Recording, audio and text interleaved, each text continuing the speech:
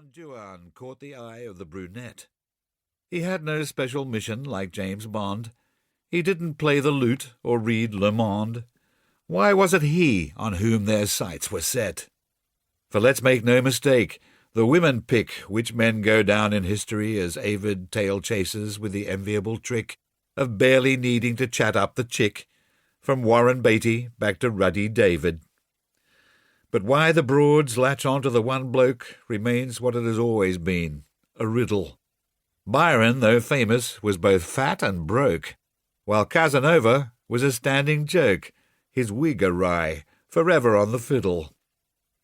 Mozart made Juan warble, but so what? In Don Giovanni everybody sings.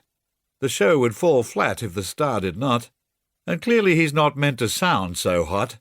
His women praise him, but for other things. They trill of his indifference and disdain, but might have liked his loyalty still more.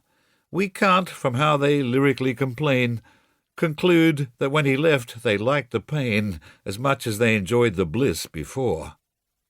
Bad treatment doesn't do it, not from him, still less from us, who find out when we try it, that far from looking tickled they turn grim, leaving us at a loss, out on a limb, instructed to obtain a kite and fly it.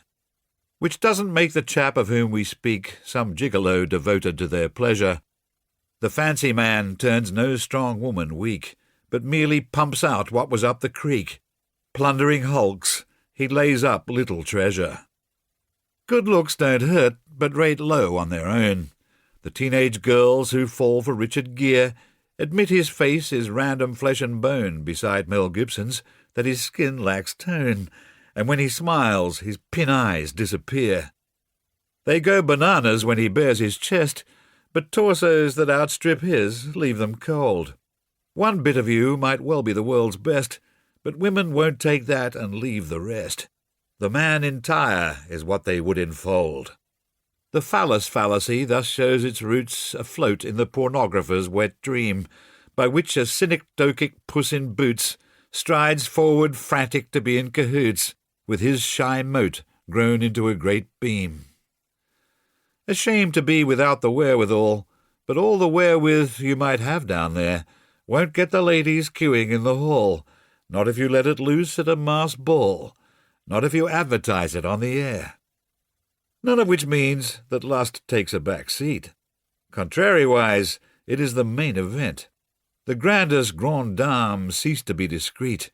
Their souls shine through their bodies with the heat. They dream of more to come as they lie spent.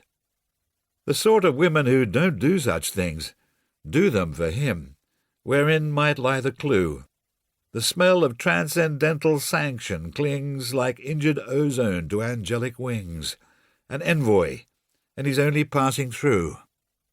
In triumph's moment he must hit the trail. However warm the welcome, he can't stay.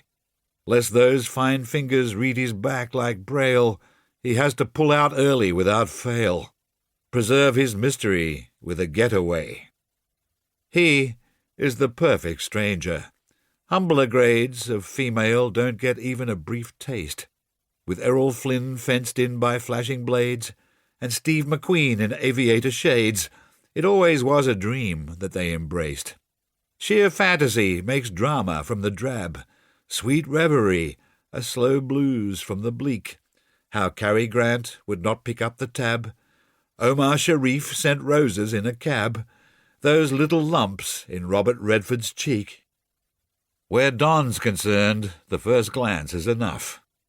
For certain he takes soon what we might late.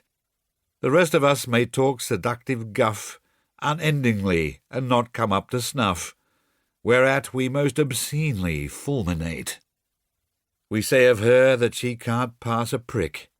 We call him cunt-struck, stickman, power tool, muff diver, stud, sack artist, motor dick, getting his end away, dipping his wick, a stoat, a goat, a freak, a fucking fool. So we stand mesmerized by our own fuss, aware that any woman, heaped with grief, will give herself to him instead of us, because there is so little to discuss, and cry perfido most.